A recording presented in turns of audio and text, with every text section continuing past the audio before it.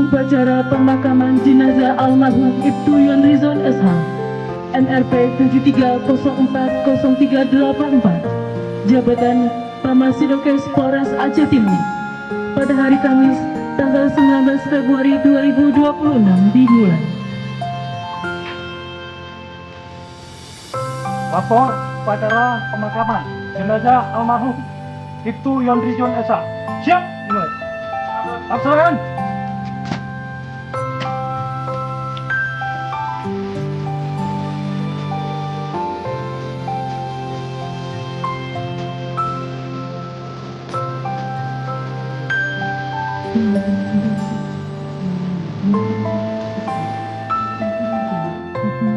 Apel bersama kami atas nama kepolisian Resor Aceh Timur, atas nama negara dan bangsa, dengan ini mempersembahkan kepada Persada Ibu Pertiwi jiwa raga dan jasa-jasa almarhum.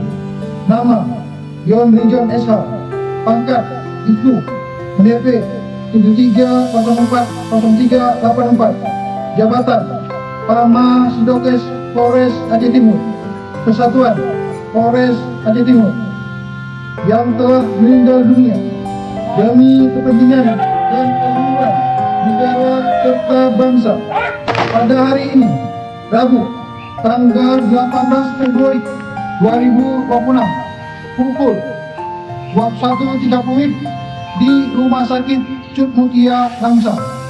Semoga dharma bakti yang ditempuh dapat menjadi suri tauladan bagi kita semua.